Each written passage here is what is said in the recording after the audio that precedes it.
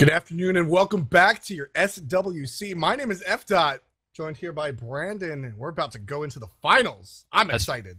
that's right. Cog is going to be playing off against Snipe. Now, remember, guys, Snipe is at this point guaranteed third seed. Taking a look at the actual tournament itself, if you go to the seedings page, which can be found at hi-rezstudios.com/esports/teams, you can see the current seeding standings for the North American and European scenes. Now, if Cognitive is able to win today, it will bring them into first seed over Dignitas. But even with Snipe getting 2 wins in a row, they cannot overtake Cognitive Gaming's second seed place. Same thing for Cognitive Red at this point. Even with a win next week, they will not be able to overtake Snipe's third place. So Snipe will be stuck in third regardless of it. So it's really just up to Cog to try to, I guess, change their fate today. Yeah, it's 100% up to Cog, and we'll see how that works out. Loser bracket's going to be exciting. I can't wait to update folks on the results of that. That'll actually change a lot of stuff going on. But this finals matchup should be exciting as hell to watch. Snipe has made it to the finals for the second time, I believe. This is only the second time they've made it to the finals. Maybe more than that. If they've made it more, it's only 3. They haven't been to the finals frequently, I'll tell you that much. They've won once. So this will be their second or third trip to the finals. It's going to be really exciting. I think this is their third trip overall. All right, so it's the third trip overall. They lost one, they won one, and this will sort of be their own rubber match. You know, you obviously want to play against each other. You want to get those C points, etc. But in every sport, in every game, in every contest, it's also a competition against yourself. You're Right. always facing the ghost of your former self, because any team that stays stagnant actually gets worse. That's because everybody else is getting better. So you have to compete against yourself. And right now, Snipe is 1-1 with the finals. I'm sure they'd love to change that to a 2-1. So we're going to be getting into the picks and bans phase in just a second here, guys. Now, last week, Andenser and his team, Cognitive, won, and Andenser earned himself the MVP award, which I think he's kind of raring for again, considering his last performance, which was pretty incredible. Yeah, Andenser did a fantastic job last time around. You saw him really become the playmaker. We see that a lot with Andenser after level 15. A lot of junglers like to be aggressive early.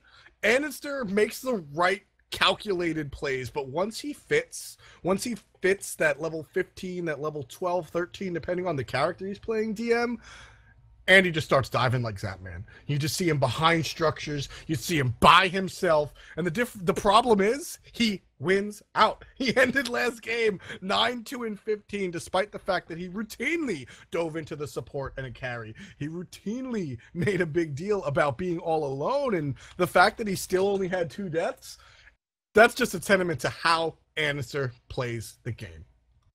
So, guys, again, we'll be getting in just a second. Now, I think what we're really looking for here is the normal strategy coming out from Snipe. They're going to get early kills. They're going to see a lot of Shing rotations. We're going to see some Strange God coming out from Kiki trying to make some weird stuff happen. And they're just going to look for an opportunity to control those early Gold Furies, early Fire Giants, early objective gains, and then get into the late game with a Shing 3 levels ahead of everyone else who's just going to tear the team apart. That's what we're looking for. Yeah. If they can stop it in the early game, Cog usually has a much better team fight phase. They generally do, and I like to put that into the gel that this team has. If you talk to these guys off the field, off the battlefield, you know, they're just a group of guys that get along well. Right. And the same can be said about Snipe, but Cog is really, they just have this family feel that the only other team that I've ever seen it besides Dignitas, because we all is Denial. Denial had this real family feel to them, and you know, I think a large part of that is Jeff Hinla, and I think he's a huge boon to the Cognitive Gaming roster. He's been with them for a number of weeks now, 9 weeks now, and he just, if you've ever watched him stream or heard the comms, his slow, calm demeanor really helps wrangle Andy's over. It just makes a lot of sense, and it works out. And I think Jeff Hinla was a great addition to this team, and it's part of the reason why Cog is back. Well, you know, there was a lot of growing pains in the first couple weeks because, yes, as we talk about week after week, Cog has scrim locked. Mm-hmm. They are never allowed to scrim anyone. No one will scrim them in fear of them getting too good. Now, Cognitive says, okay, we have an idea. Let's sponsor another team. And part of the sponsorship is say, you need to scrim us. So this is working out great because now the Game Changers are getting an amazing scrim team to make them even better, and Cognitive Gaming is actually getting serious practice, which ever since has happened has just skyrocketed them back into the scene, and they've become a whole new team. You're 100% right. I'm sorry for laughing. I don't mean to diminish your point, but Nuwa was banned the second we got in against Snipe. The second we got in the Pix ban phase, Nuwa lock ban. Cognitive knows what's going on. No cheesy stuff for you. Lactose intolerance for Cognitive Gaming. No cheese allowed, ladies and gentlemen. So we're going to see a Nuwa band out in addition to the Osiris and Kuba Karna. Great bands for Snipe, just standard and good picks overall. So that's going to be important. We'll see who Andy first picks. If it's Athena, I'm just leaving. It has to be Athena. Every game has been Athena today, and if I was a child that knew nothing of the world except for picks and ban phases, I would know that Athena must be first picked. Otherwise, who knows what would happen in the universe? I just the Athena has been so troll lately. Aphrodite, thinking about it, we do know that Cognitive does like Aphrodite, and she's not banned out. We're gonna see if she's locked, and there she is. I better see Kiki right play there. Chang'e here. I'm gonna be very upset. What about Bacchus or Sobek? You know, Sobek has that line too, but he's not nearly the guardian that Geb or Athena or even Chalk is, for all that matter. And at the same time, you have to consider that Chang'e also brings a lot more to the table with Waxing Moon, extra heals. Bacchus actually doesn't have the same healing reduction potential. It's only 25% comparatively to the 50 from... And it never works. Right, it's just... Please waste your belch on Aphrodite. Like... Yeah, for those of you that don't know, the 25% healing reduction that Bacchus gets on Belch of the Gods only applies with the last tick, just like the stun. With as much crowd control in the entire game that can shut down that one ability, realistically, it's just not going to happen. Right. So we're going to see that go ahead and change. And after the raw pick, we're going to see Apollo and Geb locked in for Cognitive Gaming. Once again, Barracuda gets his preferred hunter. And this is going to be very dangerous. But I do want to I do want to notate Athena was picked first for Snipe. Just put that out there. I guess that counts. It counts. Somebody got first pick, Athena. So option over to Incontinentia here. He still has about 20 seconds left on his pick phase. Ra, of course, locked in, likely for Jerby. He had a really good showing with him in the round of 4, so he's trying to, I guess, replicate that in game 1 of finals. It looks like they're going to hover onto Artemis, a very strong hunter in the current meta, has a lot of damage potential. Not quite the same presence that Apollo has, since Apollo CC is much easier. They're actually going to switch over to Zhang Kui and lock that for the solo to go up against Aphrodite. Interesting. Officer Zhang Kui. I like Officer Zhang Kui. The team fight capability from Zhang Kui is incredible. It forces your team to split up, which is something that Aphrodite doesn't want to do. Right. And that's integral. Thinking away from the solo, thinking away from the lane by lane matchup and thinking towards the team fight, that's going to mean a lot. And unfortunately for Snipe, they moused over Artemis. They picked Zhang Kui. Well, Cognitive has an easy ban process. They're just going to ban Artemis. Right. I mean, I really think the Artemis would have been a better pick here. I wonder if they were actually trying to bait the Artemis ban so that they can get something a little more valuable to them. It's possible. I like that idea. But let's give it to him. Let's pretend that's the plan. All right. Yeah. Fantastic. Sun Wukong. Yeah. It's fantastic. Now, Sun Wukong is a character that we should talk a little bit about with respects to how well he plays anymore, and he's not exactly picked up as the Guardian, and instead we're going to see Thor moused over, and they're going to lock him in for the jungler. So good pickup over there. I assume jungle. We have seen Thor do different things. No, this is Snipe. That's for Shing. It's very true. Shing does like his Thor play, and we'll see how that works out because he's very strong on Thor, honestly. So we're going to see a hover onto Ao Kuang this time for MLC Stealth, not for the Boosh. Not for the Boosh, for MLC Stealth. And a hover onto Freya. Looks like Andy's going to be trying to, I guess, reprise his jungle role with a god he's done very well with. Now, she's even more dangerous in this situation because now there's a Geb shield. Now there's Undying Love. Now there's Back Off. There's healing coming at him. There's jealousy damage. There's movement speed from Kiss. That is not something I would want to go against. Not at all, and especially without Waxing Moon, am I right? We get it. You like Chunga. We get it. We get it. We get it. No one gets it. No one will ever get it. We're going to go ahead and see what kind of hunter Snipe is going to opt for. You know, I know Allied, and if we don't see a weird... There it is. I was going to say, if we don't see a weird mage that doesn't make any sense except for the players in Snipe Mumble, we're going to see the Ool. Allied, you know, I mentioned before, Allied and Zapman are two of the premier Ool players. Yeah. And Allied isn't usually included when we talk about top-tier hunters. He's generally a guy that does his job. When he plays Ool, he transitions to that top-tier spot. I love the way Allied plays him. He knows how to play him. He knows just how aggressive to use the abilities, and it works out really well for him. And we'll see how it works out against Barracuda's Apollo. Yeah, well, when we talk about hunters, almost every single hunter player has the same set of skills. Right. The ability to land shots, the ability to dodge shots, and the presence of mind of when to use abilities. You know, for CC and purposes, things like Spirit Arrow, things like Artemis Volley. Allied doesn't have that set of skills. Right. Allied has some pretty decent accuracy, but his boxing ability is usually much lower than other ADCs. What makes Allied such an amazing player is he has a support skill set. So he understands how to move around, where he should be positioned, how to get a good line of sight onto multiple people, which is why Allied's team fight presence is usually much better than that of Zapman and Barracuda's, unless you're counting Barracuda getting like a triple mez, you know, by some crazy dive that he's doing. Allied has the support mindset that allows him to get into a wonderful position. And that's what we saw in the last game. He was using the movement speed from Invigorate. He was using his jump aggressively, getting those thrown axes. Or when Devios tried to box him, Allied was almost dead. He just immediately switches to axe stance and starts using the overall lifesteal, right, from the passive to keep himself alive through it. It's that kind of mindset that's going to make Allied a top player as we go forward into the LAN event and then, of course, towards the Smite World Championships. Exactly, and you know, that's the exact reason why the character works out for Allied. He just has so many tools, able to get a stun, a jump, a sprint, etc. It just works out for Allied, and we'll see how well he does in lane. For DM, my name is F-Dot. Stay tuned. We're going to go into our first game of the finals right here on Smite Game. Good afternoon, and welcome, ladies and gentlemen, to your first matchup in the SWC Finals for week number 9. I'm your caster F-Dot, joined here by DM Brandon, and we're going to take a look at Cognitive Gaming on your left hand versus Snipe on your right. So we're going into this again. We'll talk about how Snipe does not need to win or lose here. It doesn't affect them in any way aside from the prizing pool from today's tournament. This is all about Cog trying to overtake Dig, and to do that this week, they must win here.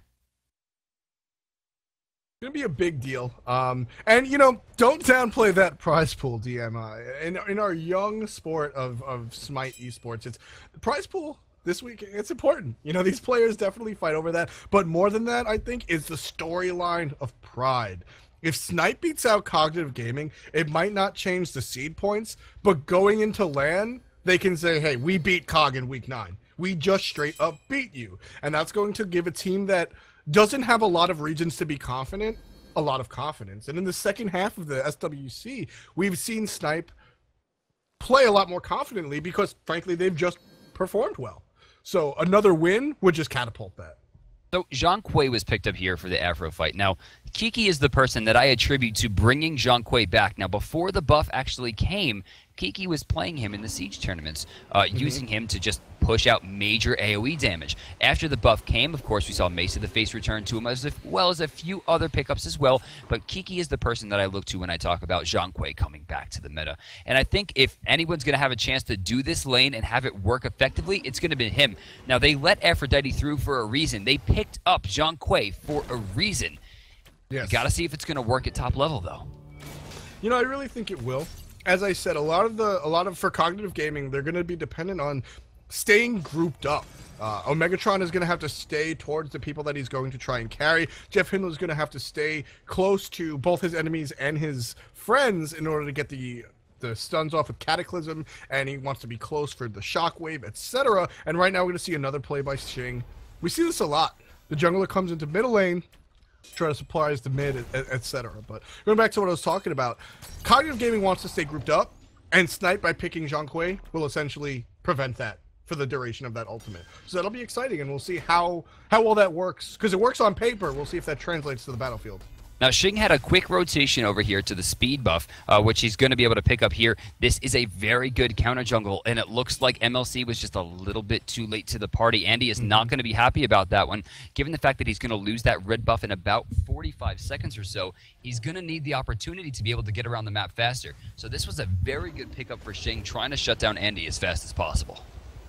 Yeah, and for Freya, the speed buff is even better than it is for most junglers. And right. Speed buff is just celebrated as junglers because it gives you rotation speed, but Freya's steroid is a time-based steroid, not an attack-based steroid. That's why you build attack speed on Freya, and early attack speed is fantastic. So that's really going to hurt a Freya who already has poor clear. So without that buff, DM, we're going to see Andy up a creek, and that's basically why MLC is following him to these back harpies.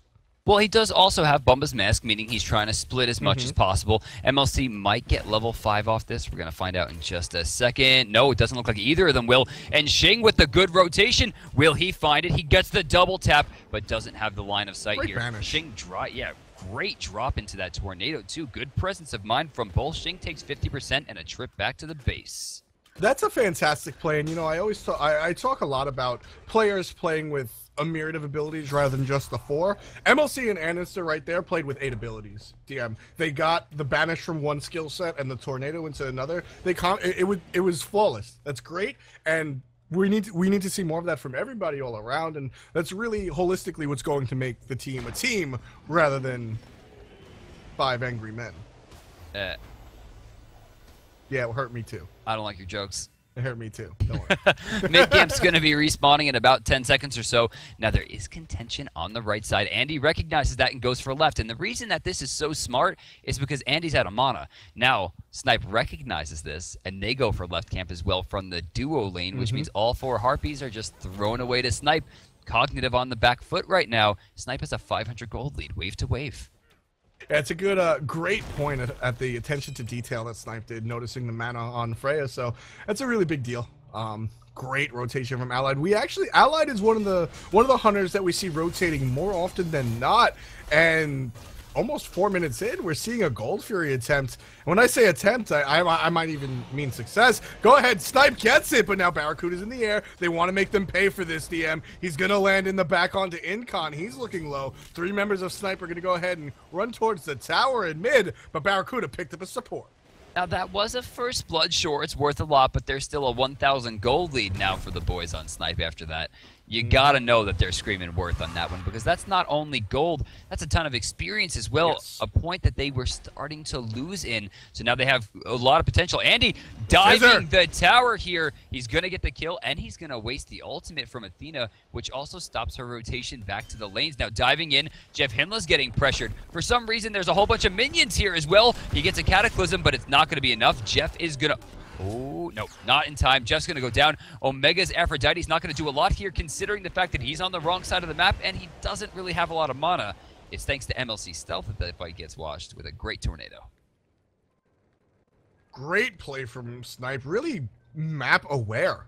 This team is definitely looking like they have the map in the middle of their screen, Brandon. Everyone seems to know where everyone is, and it's really working out for them right now. We're 5 minutes in. They've gotten a Gold Fury already. They did drop first blood, and they are lagging down 1 kill, but they picked up Jeff Hinlow. They're just putting an already behind support, even more so behind. It's a big deal, and right now they're playing well. There's still a lot of Smite to be played, don't get me wrong, but they're off to a great start.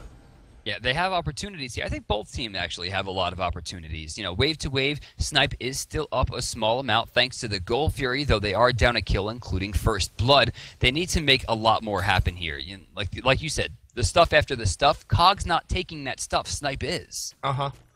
Yeah, they're always looking for the next opportunity, which is something we see veteran teams do and something Cognitive does very well. But right now they're on the back foot, and they're looking for a foothold to really launch themselves back into a place where they're happy to be in. And they smell out the speed buff by Anister, and they're gonna come in. Xing actually hogs it while it's being leashed, and now he's all by himself, having to ult out. He's gonna be able to get out of there before the tornado drops, which was probably the biggest scare.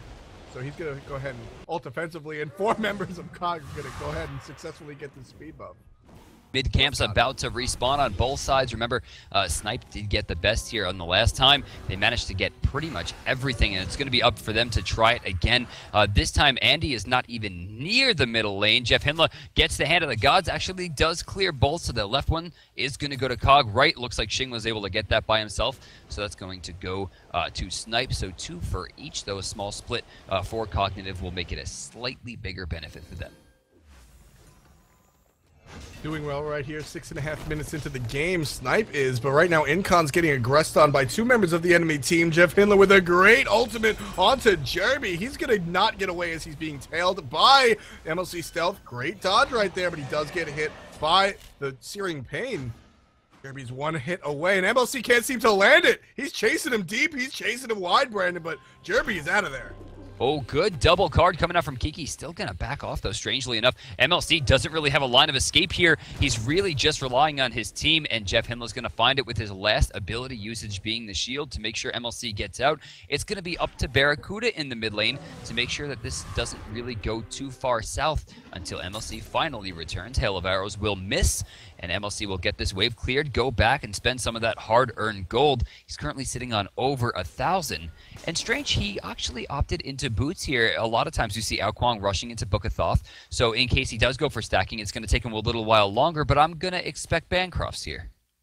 Yeah, it's probably going to be the Bancrofts pickup.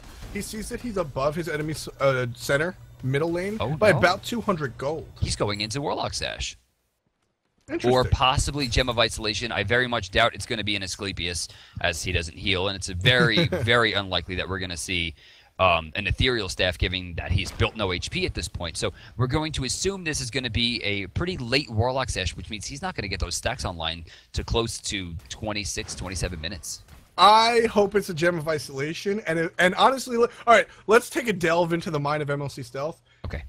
He couldn't kill Jerby. Yeah, he missed like 80 shots. We won't talk about that. He couldn't kill Jerby because he couldn't keep up even with Slither. Maybe he's just mad and rage purchasing a Gem of Isolation to make sure that doesn't happen. I wouldn't be surprised if he went that route. Warlock Sash, as you said, it's going to be a little late to pick up the stacking item. You're not going to get it until past the 10-minute mark. And although Ao Kwang is one of the best clearers in the game, still going to take a while to build that up, and you're essentially behind a half an item until you stack it. So I honestly think that Gem of Isolation, as funny as a pick as that would be because of what I just said, I think it's the right choice. Slow down a lot of their members. It's great. Yeah, I definitely agree.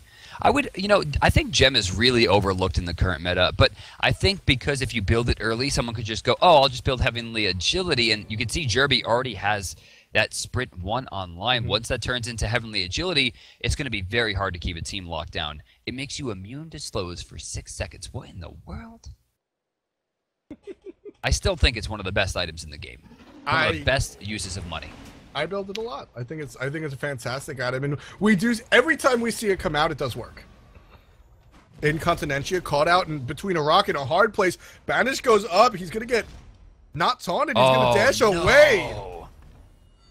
All of that ult was wasted by Enister right there. Yeah, Xing's going to jump in. He's taking a lot of damage here. No ultimate. Soon finally gets it. Will hit Xing, but it's not enough just yet. Barracuda goes up into the air as Kiki finds a kill onto Andy. They're chasing down Stealth. Allied with the good movement coming forward. Going to find it off the taunt. Takes some damage from the tornado, but not enough to deter. Snipe once again has turned their sights to the Gold Fury. And it's this seamless transition. It's the seamless transition that we're looking about. Snipe got the Gold Fury. You know, it's the stuff during the stuff. That Gold Fury call came out during that fight. Before he died, before Allied got that kill, the call was made to go to gold. It's that type of presence of mind that makes it happen, and that is the entire reason Snipe is leading this game by 3,200 gold and 4,000 experience. Now, we saw the first pick come out from Aphrodite. She currently leads the team at level 12, actually tied with Kiki and Allied for highest level. And you look at the gold, 5,500, almost 56 is good. But then you look across the way, and Jerby and Incon are the lowest at 55. Allied's tied with him, actually slightly ahead. And then both Xing and Kiki are well into the 6,000s at this point. So really, they haven't had the same rotations. Omega's not using his ability in team fights to really keep his team alive. We're not seeing the big hits come out from MLC Stealth like we should expect. And Jeff Hindla Vanilla is not getting those clutch shields that we're so used to. It's going to come down to better team fights overall as we do go into a short pause coming out from the boys on COG, trying to get everything fixed up here. Now, Fire Giant's up. It's 11 minutes. I don't think we're going to see this. I don't think we're going to see the Fire Giant until late. I mean, Snipe is usually the team that goes for the early objectives, and unless we see a deicide, I'm not expecting this until the 20, 22-minute mark.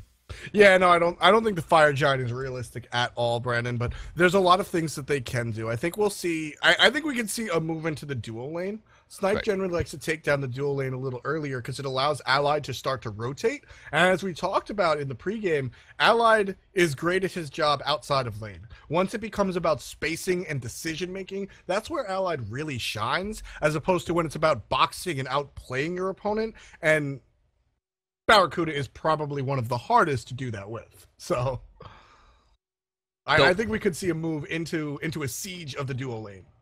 MLC still sitting on that uncommon sash. He has 900 gold in hand right now as we finally get back into the game. So he's still a ways away from pretty much anything that he's going to want to build, which is why you see him getting as much experience and gold as possible as he rotates to the bottom side.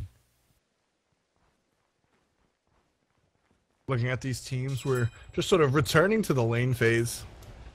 We're going to see Jeff Hindley actually lane with MLC Stealth. We see this occasionally. Support's going to go ahead and stay here while he lets his Hunter get some solo farm, but Allied is literally on top of this tower DM, just playing with this threshold right here of the hit, and he's gonna try and make Allied pay the second he tries to step up. Well, here comes Xing in the right lane. Chunk's moving forward. Tuki trying to find a line, but not much going to happen. Heals himself up a little bit as Andy starts to get very low. Jeff Hindley moves himself in as Incon takes a dragon to the back. He's going to be out of the fight. 5 people from Snipe rotate into this lane, or rather 4 people from Snipe, and none of them are able to find a kill on the 4-man rotation coming out from COG as well, though Jerby is rotating around the back line to try to counter-initiate on the opportunity they've created here. A lot of damage going through. It looks like they were able to find 2 big kills as they're trying to chase down Omega. Will they find him? It's up to Xing's hammer. They're going to dive. He's diving. He's got it. He dives for it and actually could pay for it big. MLC is out of mana, though, and they recognize it. Look at Xing turn around there, Dot. Just going for something. And while I was wrong in the lane, they went for the solo lane rather than the duo. They just sieged a lane. Snipe looked for the siege. They went for it. And before that turned around, COG played great defense.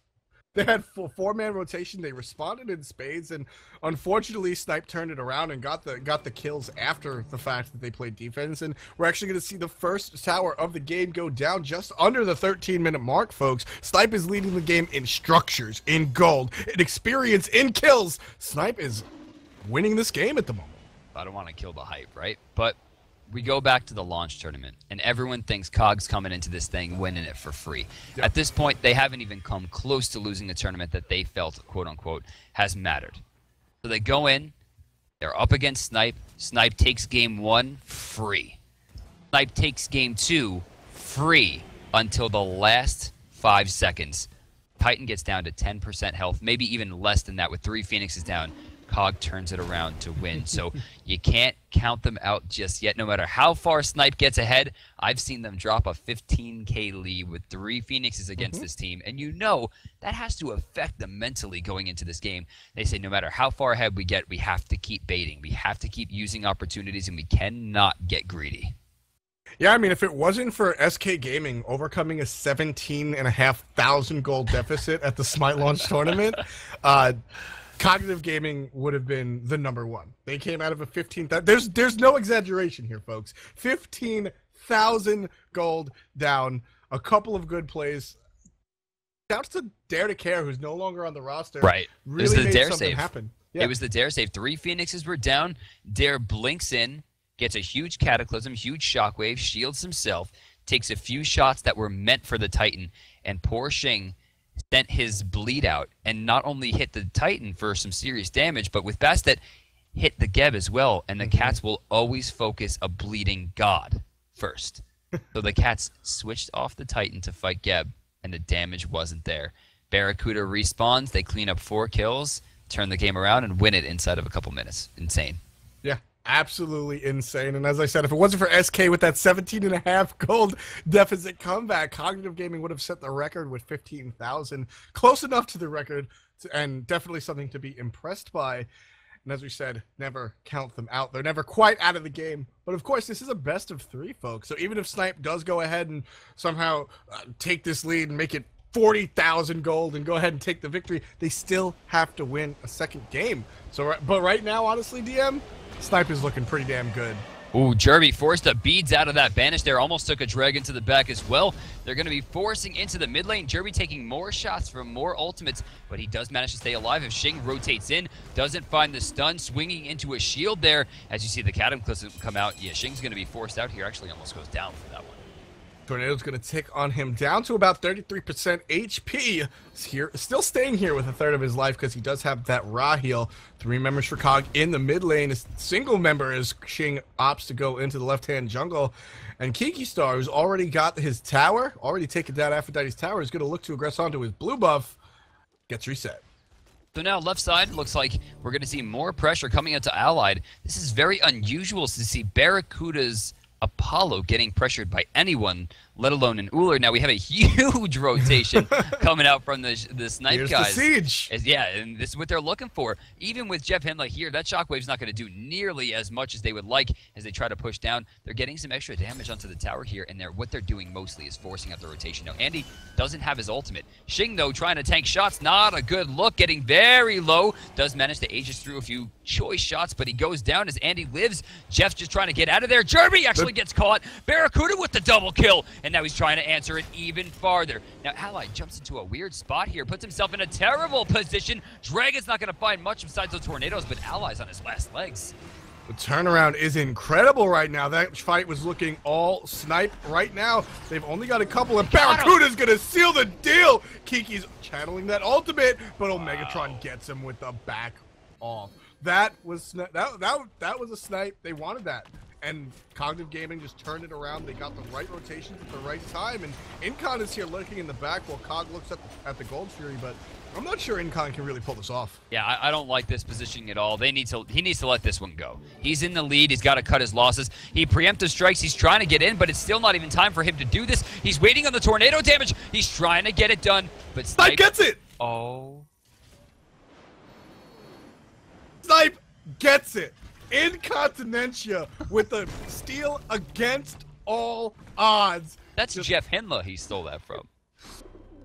Sometimes you got to steal from the Steelers. No honor among thieves. You know what happened right there? That was thrown by MLC Stealth through the tornado down.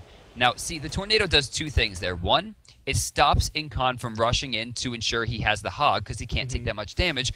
And 2, damages the Gold Fury to get it lower. But what happens when Incon doesn't get baited by it? What happens when Incon waits until the perfect moment and sacrifices himself at the exact time to go for it? Snipe's lead should have shrunk down to 1,600, but instead increases up to 45.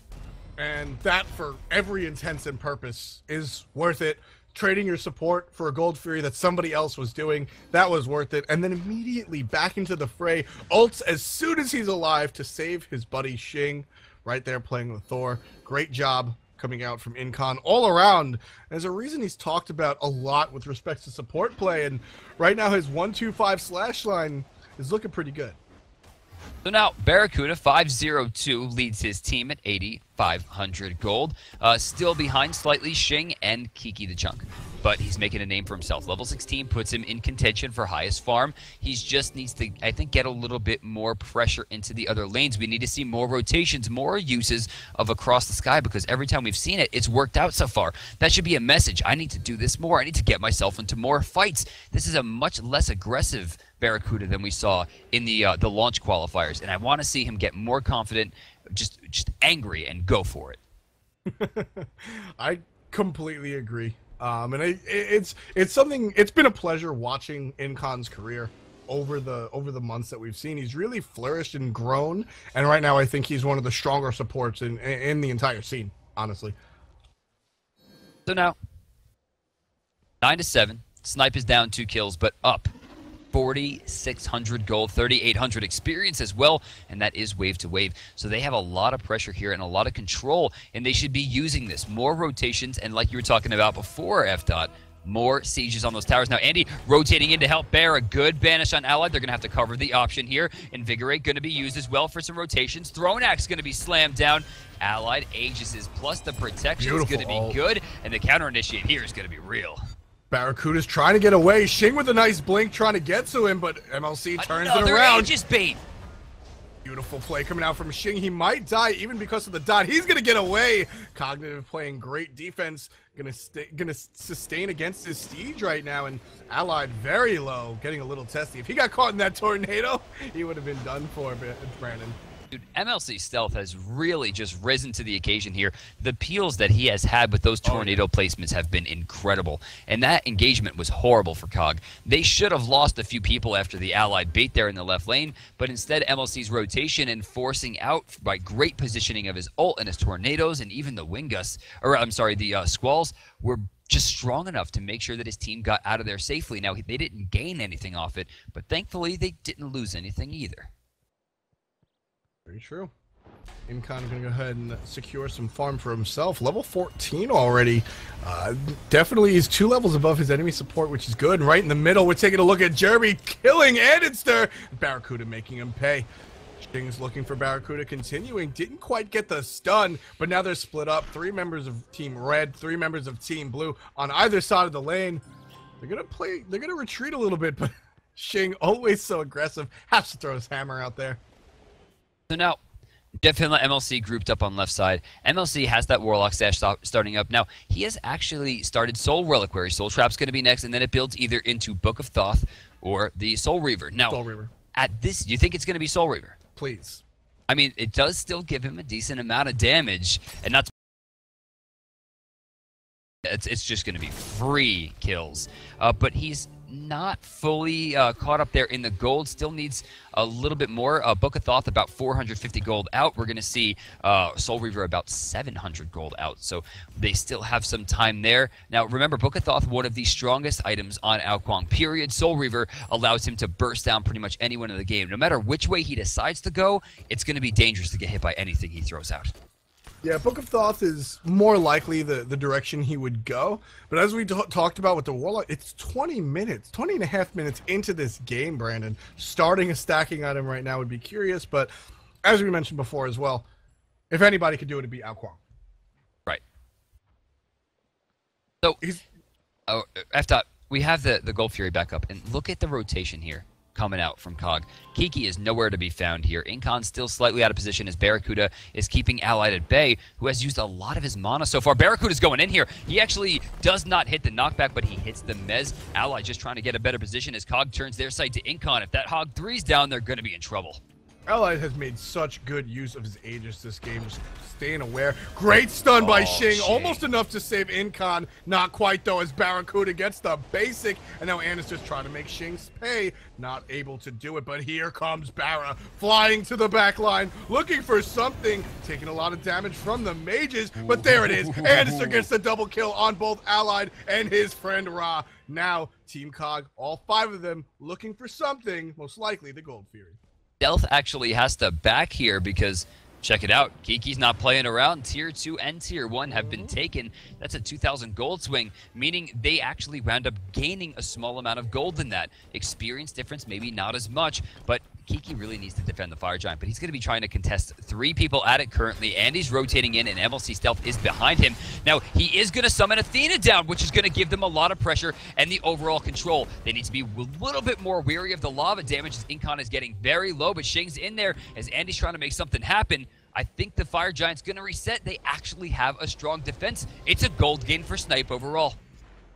Great team defense coming out from Snipe. And right now, Cog knows that they have to make something happen for all of their efforts, and they're just not able to. Look how deep they dove past the speed camp. You know that they realize they need to make something happen, and you know that they realize that they can't. And they cannot. They're just upset right now. They're going to opt for mid camps. Cognitive Gaming gets mid camps off of that incredible fight they had in the right-hand lane, and it's not something that they dropped like we've seen so much in this tournament. It was just fantastic play coming out from Snipe to defend that objective. So in a situation that should have been a major loss for Snipe, they do lose a lot of experience. Actually, Jerby, oh my God, goodbye Jerbcraft. nowhere to go. MLC Stealth's going to find him with a pretty well-placed ultimate. And now we're going to see more pressure coming out. Shing taking some serious damage here. He does get up. Don't know if he's dotted. Don't think he is, as he's not dead. He's probably going to reinitiate, knowing Shing. Yeah, goes right in looking for something. No, he's going to escape, not helping Kiki, who does go down. Cog's going to get a free goal fury here. Yeah, this is $3.99, as we like to say. There's no way that Snipe can defend this one. And honestly, they defended the Fire Giant. I think that's okay. Cognitive Gaming going to go ahead and take out this Gold Fury. 23.5 minutes into this match, Cog still trails by 1,800 gold to Snipe, despite the fact that they're leading in kills by 7. It's 15-8 with respect to kills, but Snipe is still leading by 2,000. This is a dead even game. I mean, they have 2,000 gold up right now. The experience, they're 1,000 behind. So Snipe really doesn't have that big of a lead to the point where you can say one team is winning or not. You look at the board, Bear's level 20, so a lot of the experience he's gaining isn't really worth it at all. At the same time, you're seeing a lot of defensive builds come out from Snipe because of how much they're dropping. Things like Pestilence, normally not seen. Can't see that the gold has been spent very well. So overall, you have to know that this game, for all intents and purposes, is just on the mark. 100%. These teams are... I don't think people realize just how well these teams are matched when they get the right picks. When Allied's on Ull, when you give Jerby somebody that can ult very frequently, it works out. It's more of a numbers game for Jerb than a quantity over quality with respect to those ults.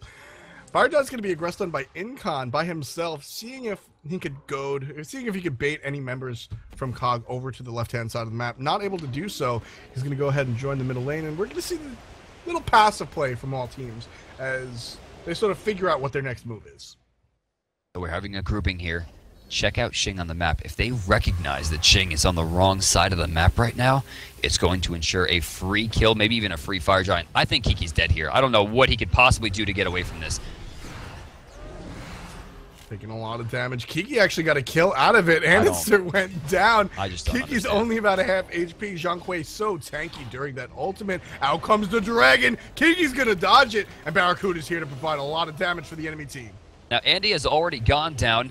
Kiki's going to have this opportunity, but check it out. That 4-man rotation, 5-man rotation over to the lane has earned them nothing in what was effectively a 3v5 overall. Left side, tier 1 goes down. Middle lane, tier 1 goes down. And Shing is going to bait pressure here to ensure they have to defend it. This is going to give Allied a perfect line to at least get some damage done. But look at the damage he's actually doing. I think this is another tier 2 in the favor right now of Snipe. If Allied can pick this up, you see him going for it. He's going super deep. They're going to turn. I think Allied might get picked up here, but I think they're screaming worth on this one. Yeah, if Allied dies right here, it's still worth it. He got the entire lane. He's still alive. He got a great stun against the enemy hunter. Got stunned out himself. He's going to go down to Barracuda through the basic. Oh my god, the baits are outrageous. And that's what I'm talking about. Allied made 4 members of the enemy team follow him around, while the rest of his team got Fire Giant, the most important objective in the entire game. And it's not like Allied just baited nothing. He took the tier 2.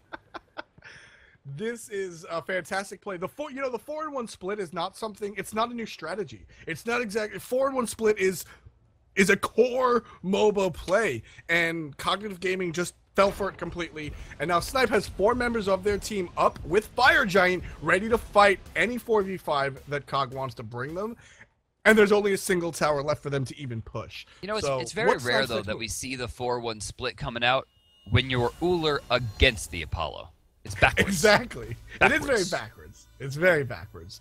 A good stun. Let him stay alive a little longer than he probably should have. And his team got rewarded for it. This is going to look like a defensive Fire Giant. I don't really think there's anything they can do with this, or at least they don't look like they're doing anything with it. It was more of a Fire Giant to make sure that Cog couldn't get it and come back. So now, 27 minutes deep, Snipe has a massive lead. Now, the experience, not too big, right? You look at the board, they have level 20s, everything's about the same. There's small level differences in Incon and Jerby as opposed to Andy and Jeff Hindla. You look at the gold, 5,400, that's pretty big. That's about 1,000 gold per player, of course. But then you look, they also have the Fire Giant, which is also about 1,500 gold per player in terms of how much damage it gives them. So now, with the sustainability as well, on top of the fact that they have a Ra, I just don't know what they're going to do to try to keep them off this siege, especially with Shing rotating back. All the ultimates are up. This is a major point right now for the boys on COG. They need to defend this, or Snipe's going to run them through.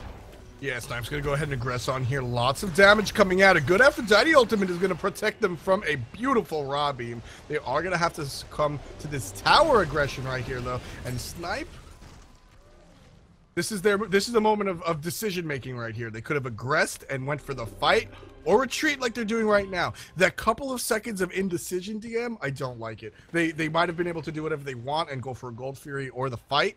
They're going to get the Gold Fury regardless, but if it was an instantaneous decision like the rest of their decision-making has been this game, I think they might have been able to take that fight.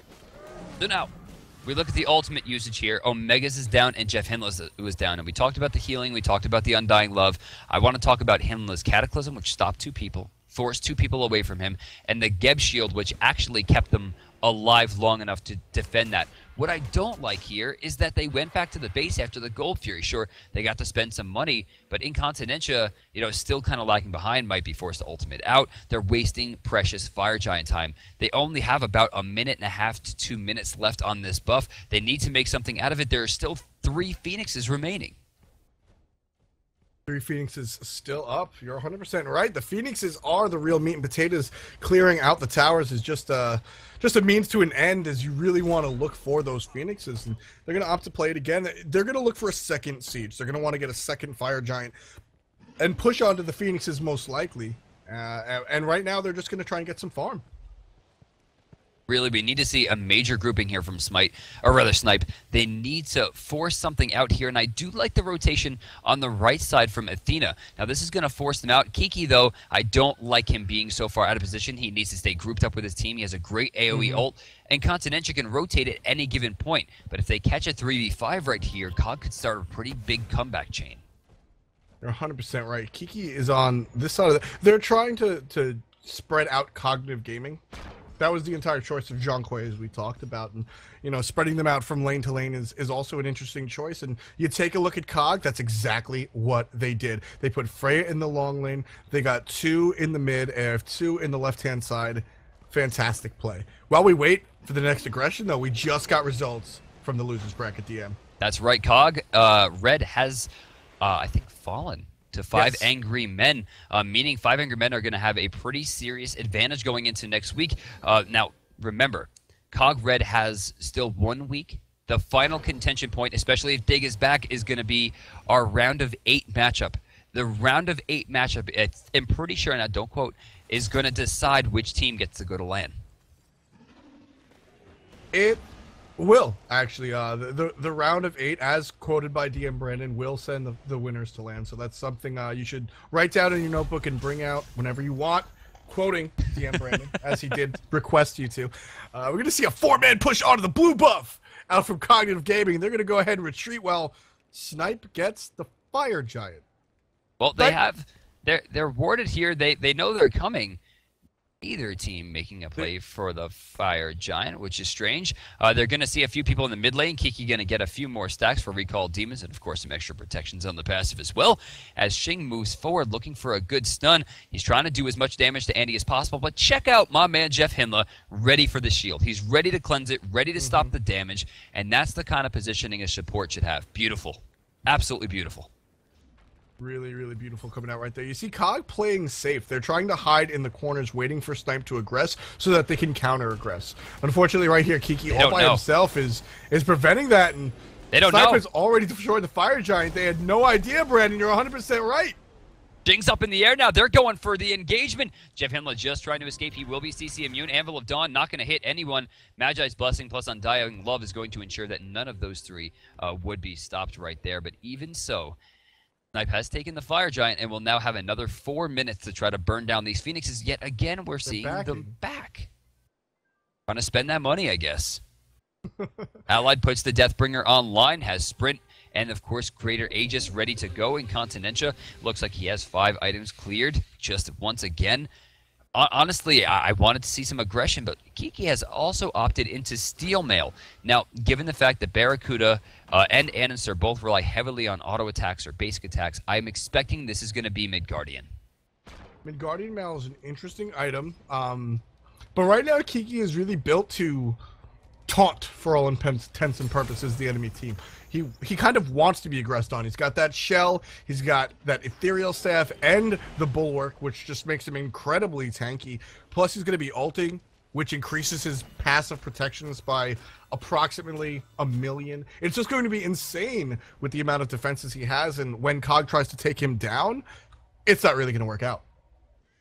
So now, this is pretty much Cog's final chance here. If they don't stop this aggression, this game is going to be over. Now, it's going to be really reliant on MLC Stealth. As you saw, that tornado coming out right there, not going to stop the creeps. He used it maybe a little bit too early. Don't know if it's going to be back up. He doesn't have a lot of CDR here. Actually, doesn't have any whatsoever. All he has is a lot of damage, and I mean a lot. He needs to use that. They need to find a tornado Squall combo immediately. Otherwise, I mean, this is just going to happen. The Phoenix is down. Yeah, Phoenix has already gone down. Shell came out a little early. I would have expected that to come out during a huge push. Content with one Phoenix, Snipe is going to go ahead and retreat towards the Gold Fury. And this will be more of a defensive than an aggressive. Allied does need some extra gold, but once again, stripping the map of objectives so that your enemy cannot get them. 34 minutes into this match, DM, 9,600, 11,000 with that Gold Fury. That's going to put Snipe completely in the lead. And where is Jerb going? He's going for a red buff. I don't agree with this one at all. I mean, he is wasting precious time once again. These Snipe guys are not using this Fire Giant effectively. They need to group up and push. And, you know, one of the examples I always love to use is, have you ever been in a ranked game when you get the message, server's going offline in 10 minutes? Yes. And then somehow the team that was losing wins in 10 minutes. It's all about aggression, which we're seeing. We're seeing a three-man dive here as Kiki finally joins up. Jerb finally getting into the fight here as they turn into Allied, and there goes the recall. Demons ready to lay waste. Barrett in the back line trying to just kill Allied. He'll find one, but he's going to get answered. Actually, Jeff Henla going for the save. Not quite enough. Jerby takes a dragon to the face. Not a lot of damage, at least not enough to deter, especially with the Fire Giant and the heal bringing him back up. Cognitive playing this fight extremely well. Shing up in the air, forced out. Looks like Jerby's going to be forced out as well. It's been a 1-for-2 trade in the favor of Cognitive, despite the fact that they do have Fire Giant. And now we see Incon completely by himself, defensively ulting. Folks, that is the team with the Fire Giant losing the fight, being forced back. Nope, it all boils back down to the fact that Jerby wasn't there. He was going for a red buff to increase his overall stat of magical power by 20%. And then probably landed 30% less spells overall. You're completely right. It was just time in the fight. So even with this Phoenix down, great fight coming out from Cognitive. They're still behind by 10,000 gold. However, you can see it right on the item screen. Snipe is almost finished building their items, whereas many members of COG have 1.5 to 2 items still to go. So that gold is definitely going to play a difference, and it's going to matter for a while now. As we progress into this game, but that fight was sort of a microcosm of this game. Snipe is getting all of the objectives where Cognitive is winning the fights, 18-10 with respect to kills.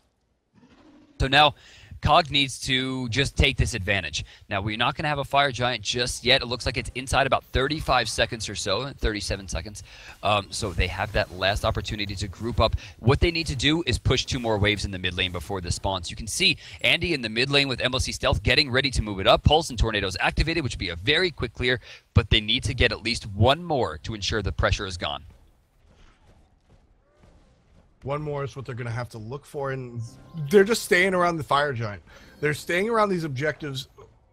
Snipe knows that if Cognitive wins the fight on the Fire Giant and gets Fire Giant, they might be able to win out the game.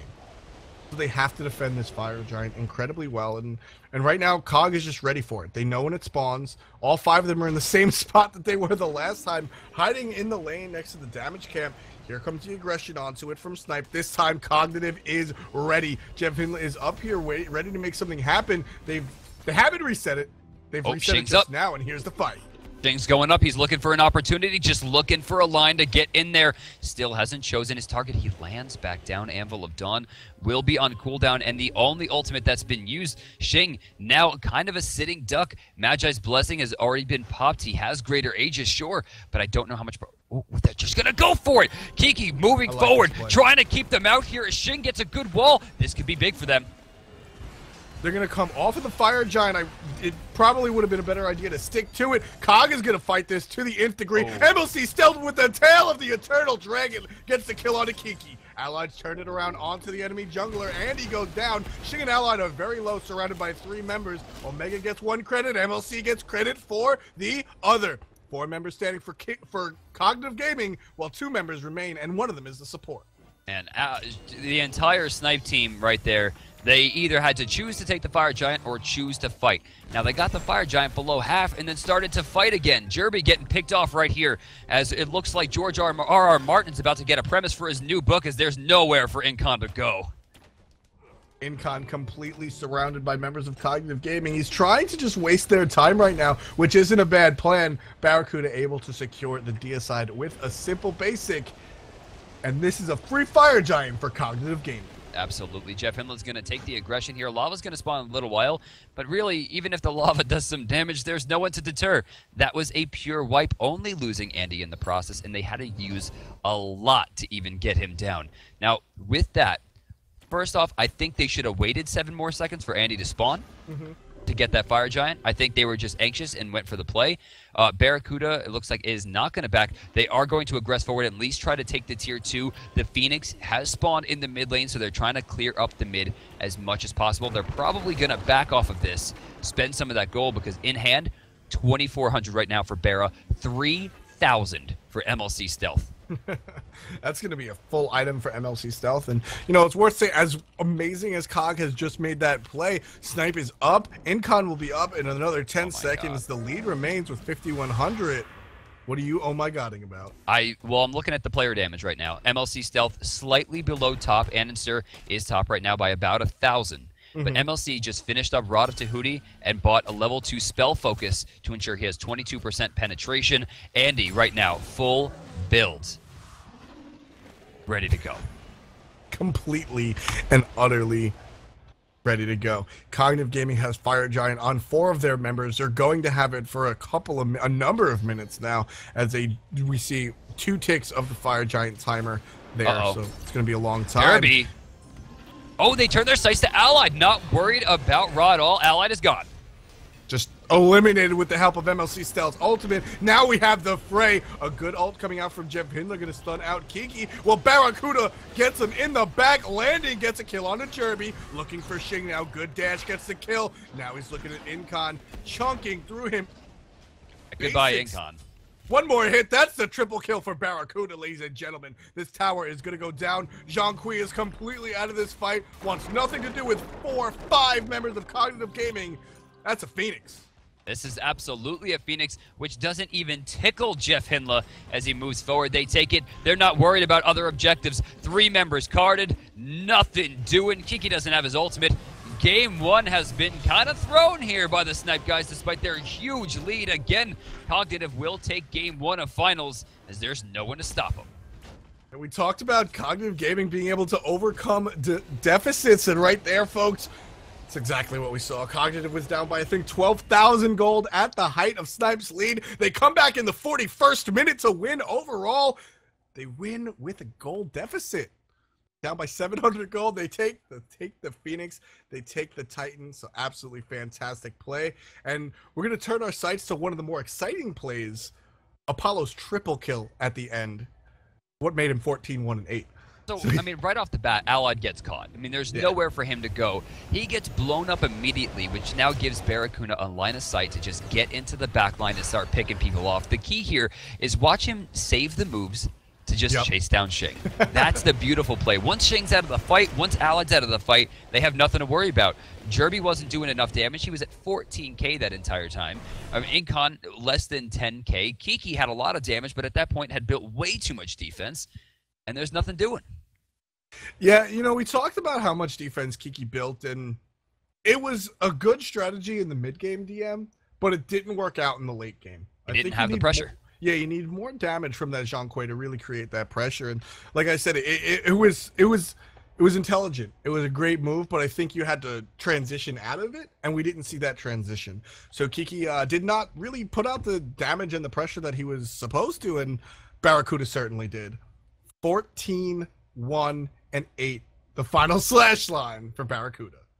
So I'm going to attribute that loss. I mean, there's a million things that could have went wrong. It's got to be thrown to Jerby on this. He separated himself from the group with Fire Giant to go get a red buff, which he didn't even utilize. They dived the tower without him because whoever the shot caller was, maybe making the call without the Ra there wasn't the greatest call, Right. but they had the opportunity and they had to take it. They needed another Phoenix down. If they got the second Phoenix down, that it would have been way different overall because then there was 2 lanes they would have had to defend and 2 lanes clear away from the Fire Giant.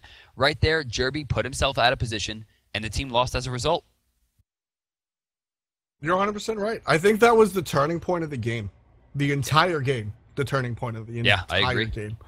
So, we'll see if Jerby undoubtedly learned from that, and I don't think that we'll see the team split up that much at all going into our game 2. Cognitive, again, wins in spectacular fashion, down by 12,000, comes back, wins with a gold deficit. We're going to see if they can keep the momentum going in their favor, or Snipe can recreate what they did and seal the deal this time around. So we're going to take a look in Game 2 in just a couple of minutes. For DM, my name is FTOT. Stay tuned for Game 2. Hello and welcome back, ladies and gentlemen, to our Game 2 of your SWC Finals. Cognitive Gaming versus Snipe. Cog just won Game 1. We're going to see how they do in Game 2. Let's take a look at the bans. So we have first option over. It looks like Shing has opted for his team to take first pick here. So we're going to get started right away. First ban's coming out. Looks like Apollo is going to be taken out of the hands of Barracuda.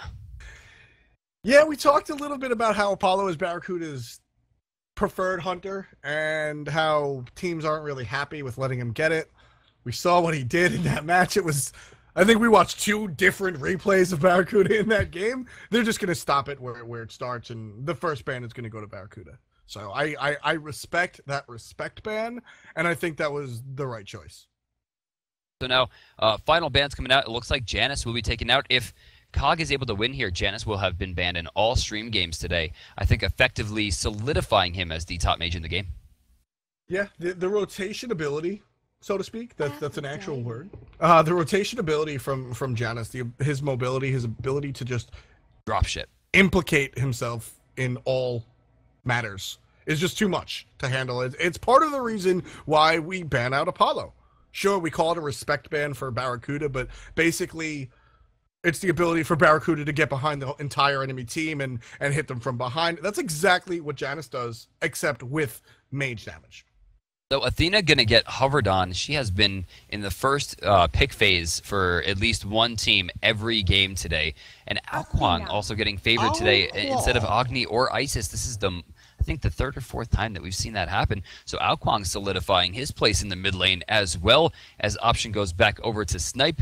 2 more picks for their picking phase here. They have a solo laner. It's not likely a support. We usually don't see Incon run too much Aphrodite. Right. So they're still looking for their Guardian mid solo, or rather jungle, and then of course their Hunter. Yep, they're going to take a look for who it is. And once again, Ull going to be locked in for Allied. We talked at length as to why Ull works out for Allied, why it's just a good fit for the team overall. And it's a reason why Snipe had such a lead as they did in the last game. So that doesn't surprise me at all. Incon, one of the first Geb players around, really bringing it to the forefront after the character was released and competitively viable and allowed in competitive play. And he's going to continue to go ahead and play that god. So we're going to take a look over to the other hand side, see what Cognitive's going to pick. And Artemis is going to be picked up for Barracuda. If they let Art get through there, it's likely she would have been banned, which would have forced him into a Neath or possibly Shibalanke. But it looks like he's going to be sitting pretty here, so Artemis will be grabbed. Left side, we're going to see, left side's going to have a ban phase here. Of course, Cognitive still has 1, and then option will go back over to Cog. So I'm interested here to see what Cog's going to round this out with, because Ao Kuang and Artemis have two different functions. I mean, Ao Kuang is an AoE mage looking to get AoE damage. Artemis is very, very single target. I mean, she has the volley, sure, but Ullr can at least like set up certain kills with the ult, or rather with the thrown axe, and set up ultimates. Artemis just kind of does her own thing. Yeah, Artemis, she has the boar into a trap. She's a one-person kill show, essentially, Brandon. Right. And, she doesn't really need... The Athena taunts into traps are really fantastic. We're going to see what this next ban is going to be from Xing. I'm curious. So they have a hunter, they have a support, and a mid. It's going to be the Freya ban for Annister. I like that ban. Yeah. Annister has been performing very well with Freya. I like that pick. And Freya's just strong. It's a good pick. Is. It's half respect, half just strong god ban. I want to see bots. That's what I'm looking for. There it is. It's hovered. I want to see bots on Andy. He loves movement, which means he has not only a jump but a teleport as well. He loves disruption. You see him really utilize banish, so Fear No Evil is going to be big. And then, of course, that character can lay waste, man. That's putting it lightly. The crits, the humongous damage coming out from overhand smash. It's absolutely fantastic what Hunbats can do. We talked before earlier about how he stays relevant through all parts of the game because of Fear No Evil. And as you mentioned, Annister is just a general fan of the disruption. And if there's a character that exemplifies disruption and it's not Jean Kui, it's Hunbats. So option back over to Snipe in their final pick phase. They're looking for a mid laner here and likely a jungler. So things still on the board. Agni is still available. Ice is still available as well. Both characters do fairly well against Ao Kuang, and Scylla is still available. So they have their options. Oh, and Poseidon, a character we have not talked a lot about today, is going to be hovered on, as well as a Mercury hover to go with the Poseidon lock. All right. That's interesting. The Poseidon is fun. The Poseidon is a lot of fun. Loki, on the other hand, not so much fun. If you're familiar with Xing's legendary Loki, it really hurts people. So... Xing makes really good use of this character because he uses his movement and his sneakiness to set up all kinds of kill opportunities. And when you couple that with something like Kraken, there's going to be trouble. Now, options over to Cognitive for their solo lane pick. We all know what I think already. I won't talk about it. I'm just going to wait. Going to wait for the Chang'e. Just going to wait for it. Odin. That is, Odin. I think, the opposite. Chang'e is mute and Odin yells a lot. That is the opposite. The Odin pick. It's a melee versus a mage. It's a boy versus a girl, and it's a person who has a move called Shout. Is the opposite pick. The Odin pick. I'm infinitely curious as to how Odin's going to fare in the solo lane as Megatron's going to be piloting him. Odin is a character that I've talked about ad nauseum. The ring has not changed. It's still the ring. The power has really not changed. The jump is still lunge. He's lost a couple of passive protections, DM, and he's lost a little bit of pet. He's still largely Odin. Now, can he solo lane? With the advent of Ankile, we'll see. But I don't think it's the strongest pick. I don't understand. I don't know what they're looking for here. Now, I do like the Odin-Athena pick. That's always been a very strong combo, getting the Defender of Olympus on. And that's going to shut down Geb's opportunities. It's going to keep Aphrodite locked in. It'll keep Poseidon locked in. It'll force Loki to ult out. Maybe even force away some combat blinks. So there's definitely potential for the character, and it's clear that they've been saving this opportunity. And if they're going to test something out, do it when you're a game up. Yeah, 100%. And, sort of like we always talk about the Ares tax. Ares is in the game. You got to buy beads. Right. There's an Odin tax, especially when it's last picked. It's so interesting. When you pick Odin early in the draft, Brandon, you limit the choices. You're going to see a Neath pick up so they can backflip. You pick him last in the draft, every character goes, oh no, I need Blink. Ullr can jump out. Loki's going to have to use an ultimate.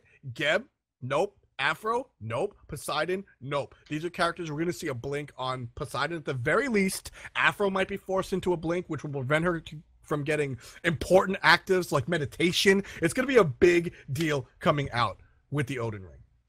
Well, we're going to see how it's going to work out, guys. We're going to cut to a quick break while we get set up for Game 2. If COG's able to take this one, they will not only take the tournament, but their first seed back, something they have not had in a long time, and I'm sure they're aching for it. So, guys, make sure to stick around. We'll be right back. Good afternoon, ladies and gentlemen, and welcome back to your SWC Finals, Week 9. My name is F. I'm joined here by my co-caster, DM Brandon, and we're going to see how these two teams face off in Game 2.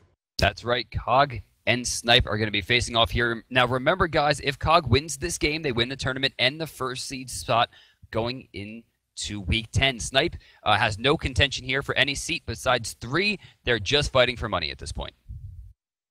Just fighting for money, and pride and momentum is a huge aspect of our game right here. You know, especially in stuff where people cling to wins and losses, and a lot of people complain about quote unquote fanboys out there. Fanboys.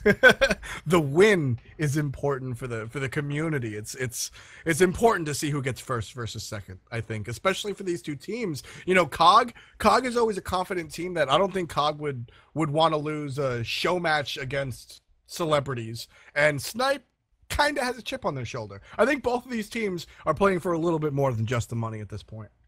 Fair enough. As we start to get into this game, things to note, both junglers have picked up Bumba's mask. We're going to see Anis are actually DC, so I'm sure there's going to be a repause here. Yeah, there you go. Jerby, Tiny Trinket going to mid lane looking for that extra damage, whereas Stealth has opted into boots to try to finish them as fast as possible. So Jerby will have a small advantage in clear at level 3. It's going to come down. Really, the only major differences here is that there's an Odin going up against an Aphrodite. Now, I think, F. that was a matchup I would take as Afro before Odin got nerfed into, like, Oblivion. Yeah. I mean, Odin has seen some nerfs, but to be quite fair, Odin saw nerfs on the support side of things. He no longer gives his teammates protections in the ring, and he no longer has passive damage on his second ability. So, while he has gotten nerfed in that regard, still does approximately 700 damage with rank 1 jump. He still has an actual ring, which we talked about, the Odin tax. We're going to see a lot of blinks purchased, or ideally a lot of blinks purchased on the side of Snipe to get out of that. And, you know, that'll impact on the situation. The bigger impact is whether or not he can make it out of the lane phase alive. So Kiki's going to get level 2 immediately off the split on the right side. Going to throw the kiss out to Loki there, and it looks like they're going to go right to lane, clear a wave, and then go back. It looks like Andy recognizes that they didn't have Hand of the Gods here, and is going to recognize again that they didn't actually start the buff. Smart play from both teams. Yeah, he sees it. Is there anything he can do about it, though? Shing and Kiki are going to go ahead and aggress onto their own blue buff. We'll see if Cog can make a change. Well, they've missed 3 creeps. The 8-second window is going to close here, and they don't have the opportunity, which means they're just going to lose 3 creeps worth of experience. That's a big win. Consider Kiki actually has an advantage going in from the pristine side because he gains more experience before going to lane. At this point, thanks to that strip, Andy is actually in the lead here with Omegatron, and given the fact that he's going to have his Hand of the Gods up at the same time as Shing will, they have more pressure. They're doing it again! They're going to try again. This time they have help from Jerby. This should be enough help needed. Enough damage coming out. You can see they're going for it.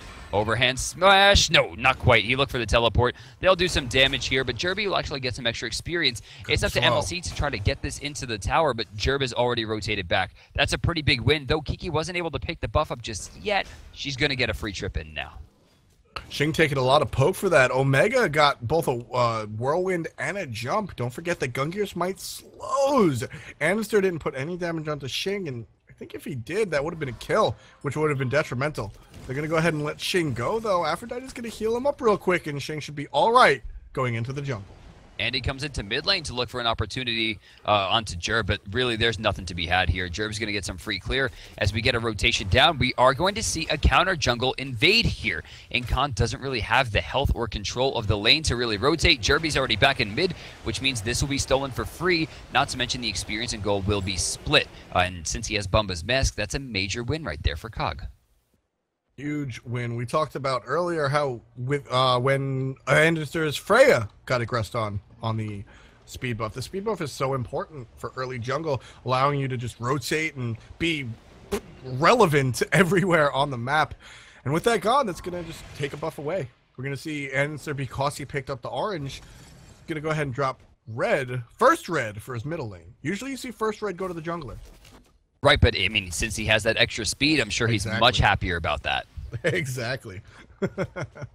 So mid lane, both Xing and Jerb are in contention here, but things to note is that Xing has just hit level 5. I was going to say he didn't have his ultimate, but he does proc into level 5 right there. The wave's going to be cleared point to point, but there looks like there's an advantage. Even though Jerby did get some of that experience split on the blue side, on the right, he's not level 6 yet, which means he doesn't have access to a level 3 ability, whereas MLC Stealth has level 3 tornadoes online, making his wave clear ridiculous. Yeah, we're going to see a fight towards the middle lane right here near the... There's the Kraken coming out. Jeff Hindla, he's going to get deleted. Xing, Kiki in the back line going to get hit. He's immune to the ultimate from the monkey. Here comes the rest, though. Anderson going to go ahead and pick up Kiki. And there's the disengage. 1-for-1 trade, by the way. Did Xing just miss his ultimate? Xing. I saw him appear in the mid lane. I don't know if I stuttered, but it looked to me like he missed an ultimate. I think Xing made a calculated decision to back off using his ultimate as an escape mechanism. No, he went in with it. And I think... You're completely right, he missed. I'm just trying to put up for my man, Xing. I mean, I love Xing to death, but you got to call the misses there. That's a big misplay. That could have turned into another kill for the Snipe boys, or at least enough contention to the point where they could have pushed him out and made something happen. Now Xing is forced to use a small amount of his mana there to get the decoy, which is level 1, to try to keep this off the tower until Afro gets back.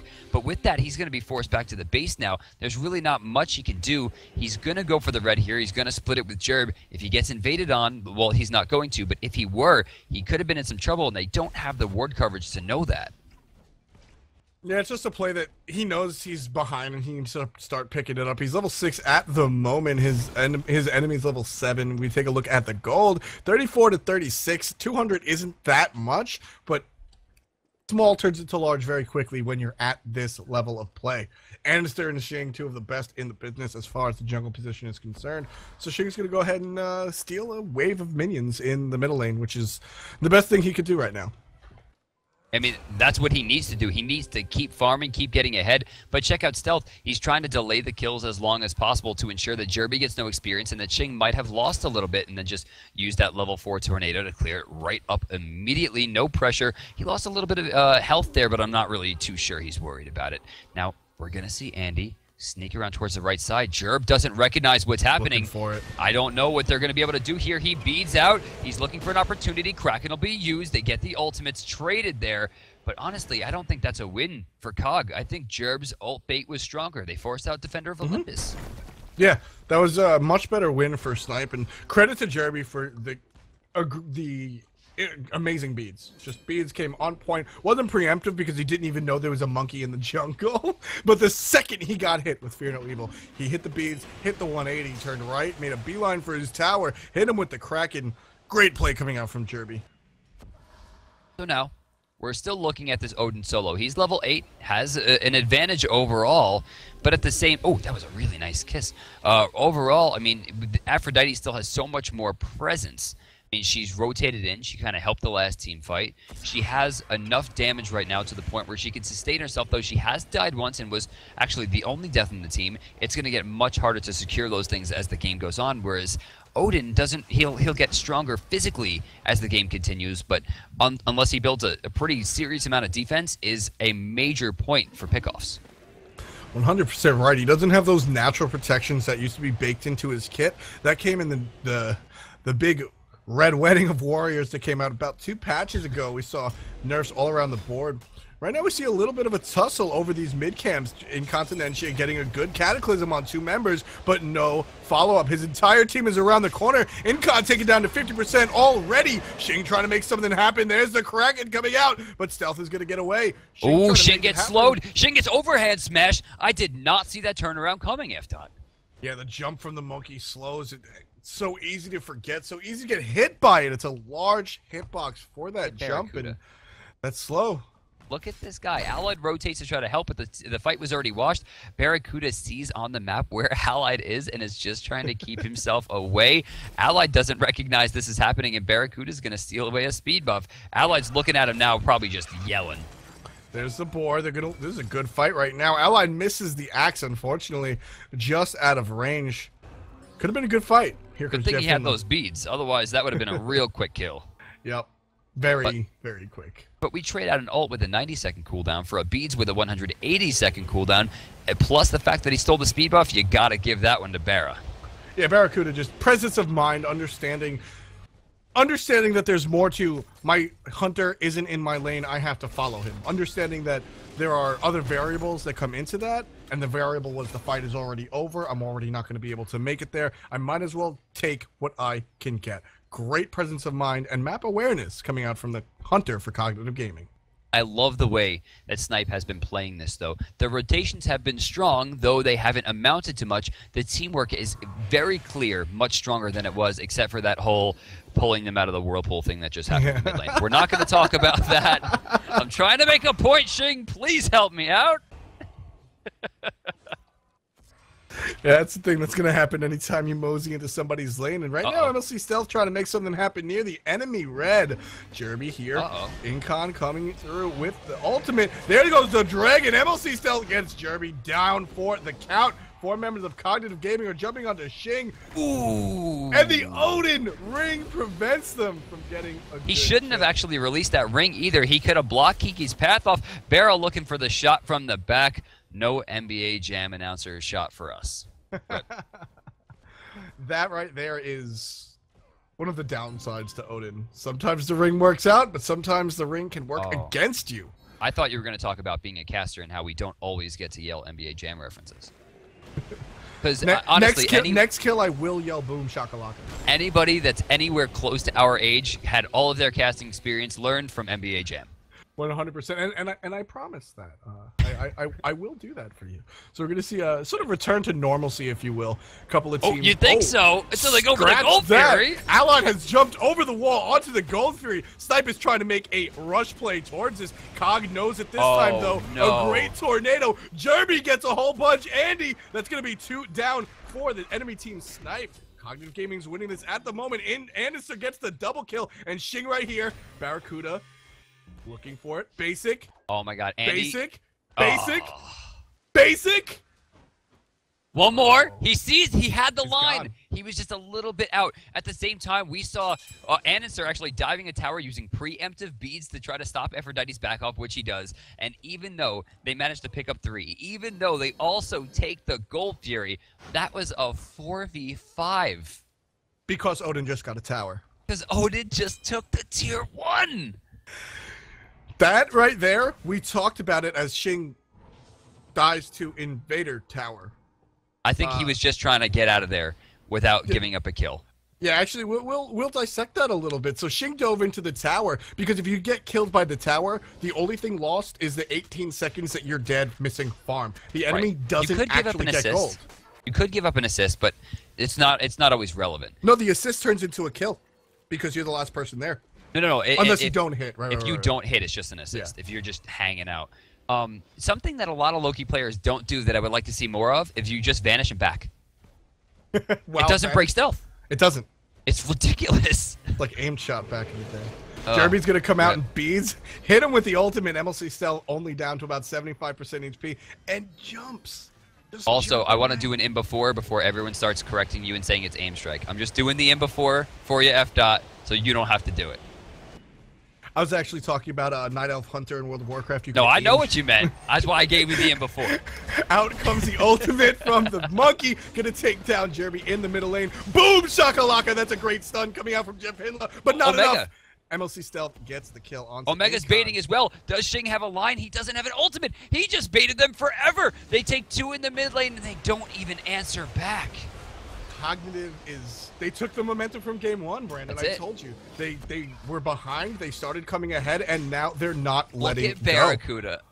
Oh my god. He didn't even help in damage, but he ensured that the option was covered. Now they're jumping in. Kiki with the back off. Doesn't really have a lot on dying. Love walks right through a tornado, and overhand smash will finish it up as Allied rotates back in to deal some well-deserved damage to Barracuda, but not nearly enough to deter the boys on COG completely. In-hand gold right now. Jeff Hindla's at 1,500. Ananser's getting close to 8. MLC's getting close to 9. Barracuda's getting close to 8. And they're going to be in a lot of trouble in Snipe in the next 2 minutes once everything gets spent. Mids are going to go to Barracuda, no problem. Allied going to step into this trap just for fun. Want to clear that trap. You always want to clear the traps as we watch Snipe walk past the trap, just deeming my point moot. But you always want to step into the trap so you can step into them on your terms rather than their terms.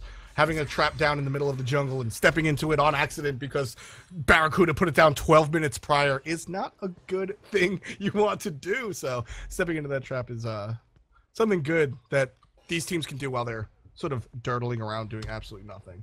So the ward is going to spot out both Incontinentia and Allied, as well as their rotation. As the camps start to respawn on the top side, they know they're not threatened. They can go for this for free. Andy going to split some experience with Jeff Himla here to try to get him ahead. Although Jeff Himla is currently 1 level ahead of Jerby's Poseidon, 2 levels ahead of Shing's Loki, 2 levels ahead of Incontinentia's Geb, and tied with the solo laner. The only person ahead of the support, or right now tied to the support, is Allied. Jerby's going to go ahead and ult to protect himself. Cognitive still going nuts. Anderson gets the kill onto Jerby, but a nice drain comes out. And he gets a double kill onto Shing. Didn't even see that. Jeff Hidla with a kill on the enemy support. That's the reach kill. You don't get to see a lot of those, man. I love it. Cognitive is very much in control. Kiki from out of nowhere. Why is he here? There he goes. Kiki one member remains. Allies there. 14 minutes in, that's a surrender for Snipe. Your winners of Week 9 for your SWC are Cognitive Gaming with the victory. I'm happy for Cog. I'm excited for them that they took the first seed, but I swear if I see Odin in my rank games this week, I'm going to lose it. Like, come on. I mean, it's going to be Odin with meditation, and I'm just going to stop playing. Yeah, I mean, the story, Brandon, like, Odin went 0-0-1. Please take that with you. He went 0-0-1. Odin really didn't have anything. Omega trolled this entire game. He just got people in the ring and ran away. That was his job. Hunbats. Hunbats is the story here. Now, guys, we have seen games without Hunbats being picked. We have seen games with Hunbats without being banned. He is still the top jungler. I don't know where this Osiris stuff came from, but you can control him. You cannot control Hunbats. Yeah. He's a howler monkey. That's the whole point of howler monkeys is they cannot be controlled. The Osiris... You don't have them as pets. We have dogs. I do like dogs. I like dogs a lot. You're a horrible person. But the monkey... So Osiris is a great pick for the situation meta, where it was a healer-heavy metagame. You had Aphrodite, Hercules, Chalk. Everybody could heal. So what do? You pick the god with a built-in enfeebling or weakening curse. Right. That's what you do. So Osiris is a great pick. Chin size, he has a negative sum. He has a negative 0-sum attack chain. It's just going to work out. I think he's great. I think he's a really good character, but I think Hunbats is better. Hunbats is better 9 times out of 10 when there's not like 7 healers on the enemy team. And right now we take a look at one number, 905, the slash line out of control. Take a look at the second number, the player damage. 11,000 in juxtaposition to everyone else's 5. You know it's just out of control. And that's big because we saw MLC Stealth hit a double Dragon ult at the last engagement, which means that stat is kind of padded. Those kills were going to happen either way. Yeah. Andy was the star of the show. Game 1, you got to talk about MLC Stealth's positioning. We're going to talk about Jeff Himla's ability to do crazy stuff, right? We're going to talk about Omega coming in there and just shutting everything down. But at the end of the day, we're looking at Andenster's jungle once again. The captain of Cog, man, this guy is incredible. I agree. MVP last weekend for good reason. So Zapman's the only player in SWC history to win MVP twice. At the moment. That's all I'm saying, folks. Guys, we're going to be throwing up a highlight reel. We hope you enjoyed us. Why don't we take tomorrow? Go ahead. We have...